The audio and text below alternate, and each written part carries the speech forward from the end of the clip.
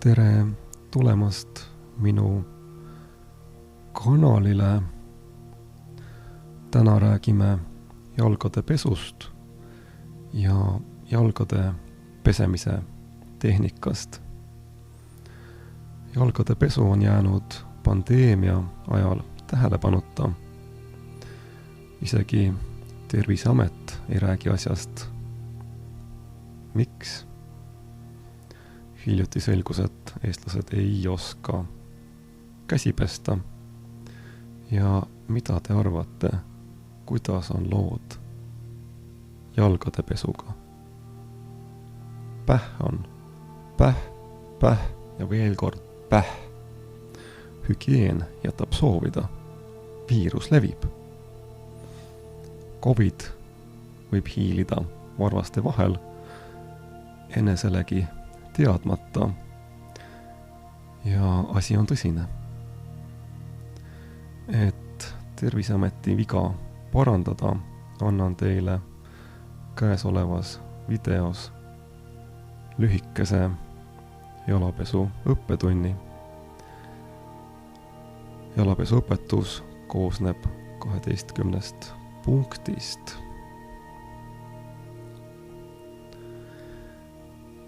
Ja pea meeles, et jalgade pesemisel ei tohi kasutada käsi, sest vastasel korral võivad pisikud ja viirus jalgadelt kätele sattuda.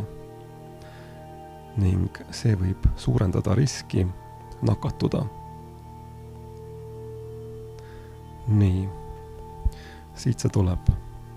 Punkt 1. Tee jalad voolava vee all põhjalikult märjaks. Punkt 2. Doseeri piisavas koguses seepi. Punkt 3. Hõõru jalataldu vastamisi. Punkt 4. Hõõru parema jalaga vasaku jalalaba selga nii, et ka varbad üksteisega kontaktis oleksid. Korda sama teise jalaga. Punkt 5.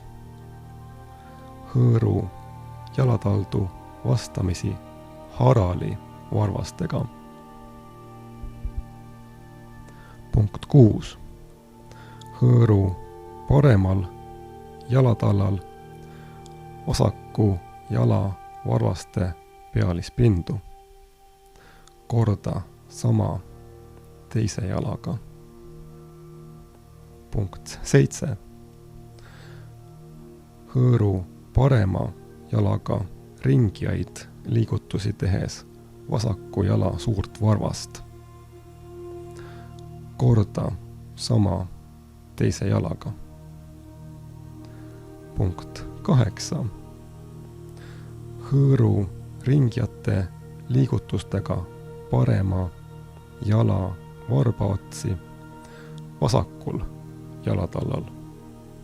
Korda sama teise jalaga. Punkt 9. Loputa jalad veega. Punkt 10. Kuivata jalad hoolikalt ühekordse paberkäterätikuga. Punkt 11. Sulge veekraan paberkäterätikuga. Punkt 12. Jalad on puhtad.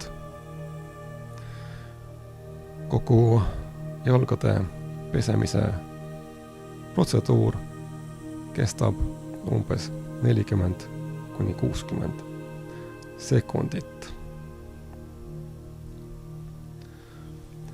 Jäta meelde, ära puuduta pesemata jalgadega oma suud, nina ega silmi. Ja kindlasti tuleb jalgu pesta poodi sisenedes ja poest väljudes.